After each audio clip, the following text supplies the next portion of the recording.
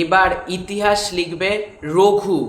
হ্যাঁ, রঘু ডাকাত আসছে দুর্গাপুজোতে এবং অলরেডি সোশ্যাল মিডিয়াতে তোমরা জানো রঘু ডাকাতের টিজার ট্রেন্ড করছে। রঘু ডাকাত রীতিমতো বর্তমান দিনের ট্রেন্ডিং একটা টপিক এবং প্রত্যেকে রঘু ডাকাত নিয়ে কথা বলছে এবং রঘু ডাকাত যে আলাদাই একটা কিছু করতে চলেছে এটা আমরা সকলে জানি। তো আজকের আপডেট কি, রঘু ডাকাত শুধুমাত্র ইউটিউবে বা ফেসবুকে ঝড় তুলেনি, টিভি চ্যানেলও কাঁপিয়ে রেখে দিল। কোন টিভি চ্যানেল? সঙ্গীত বাংলা। হ্যাঁ, তোমরা জানো রঘু ডাকাত প্রজেক্টটার সাথে যেহেতু এসভিএফ জড়িত, মানে এসভিএফ যেহেতু এটা প্রোডাকশন হাউস, সেহেতু কিন্তু এই প্রজেক্টটার গান বা টিজার ট্রেলার সবই কিন্তু সঙ্গীত বাংলার আন্ডারে পড়ছে, তো সঙ্গীত বাংলায় কিন্তু এটা দেখানো হবে। তো সঙ্গীত বাংলাতে কিন্তু অলরেডি রঘু ডাকাতের টিজার দেখানো হচ্ছে, যেটা আমি শুনলাম। এবং রঘু ডাকাতের টিজার দেখানোর কারণে সঙ্গীত বাংলা আবারও কোথাও গিয়ে টিআরপি ফিরে পেয়েছে। হ্যাঁ, আমি সঙ্গীত বাংলাকে নিয়ে কখন কখন কথা বলি যখন সঙ্গীত বাংলাতে বেটার কিছু আমরা দেখতে পাই, কারণ আদারওয়াইজ অনির্বাণ ভট্টাচার্যের পক্ষীরাজের ডিমের গানের জন্য তো সঙ্গীত বাংলার টিআরপি বাড়বে না, বা আজকে একটা অন্যান্য কোনো আরবান ওরিয়েন্টেড ছবির জন্য কিন্তু সঙ্গীত বাংলার টিআরপি বাড়ে না।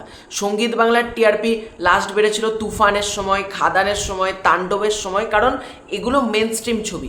আবারও কিন্তু কোথাও গিয়ে দর্শক দেখতে চায় মেন স্ট্রিম ছবি, এবং মেন স্ট্রিম ছবি যখনই আসে দর্শক কিন্তু দেখে, এবং সর্বোপরি দর্শক দেখে নামটা কার। যখন দেখে দেব, তখন তো সঙ্গীত বাংলা চালিয়ে বসে থাকে। আমি অনেক ভিডিওতে এক কথাই বলি, আজও কিন্তু তোমরা যদি গ্রামে গঞ্জে আসো বা মফস্বলের দিকটাতে আসো, ইভেন আমাদের বাড়ির এখানেও প্রচুর মানুষ কিন্তু এখনো পর্যন্ত সঙ্গীত বাংলায় গান দেখতে পছন্দ করে, সঙ্গীত বাংলার জন্য অপেক্ষা করে থাকে কি কি নতুন জিনিস দেখানো হচ্ছে সঙ্গীত বাংলায়। তারা কিন্তু ইউটিউব, ফেসবুক এগুলো সম্পর্কে অত জানলেও সেরকম ব্যবহার করে না, তারা সঙ্গীত বাংলা দেখতে ভালোবাসে। এবং আজকের যারা এজেড অডিয়েন্স, যারা বয়স্ক অডিয়েন্স, তাদের হাতেও যেহেতু অত মোবাইল ফোন এখন নেই, ইভেন যারা ছোট ছোট বাচ্চা তাদেরও কিন্তু হাতে মোবাইল ফোনটা থাকে না, সেহেতু দুই ধরনের, মানে এটা প্রতিটা অডিয়েন্সকে কোথাও গিয়ে কানেক্ট করে দিচ্ছে রঘু ডাকাত।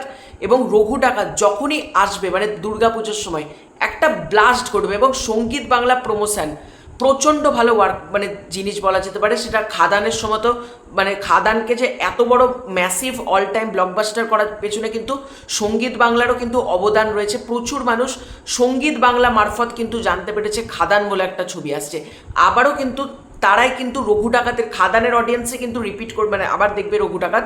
তো রঘু ডাকাতের ক্ষেত্রেও কিন্তু বেশিরভাগ মানুষই জানতে পারছে সঙ্গীত বাংলার মাধ্যমে, যেটা কিন্তু ভালো লাগছে।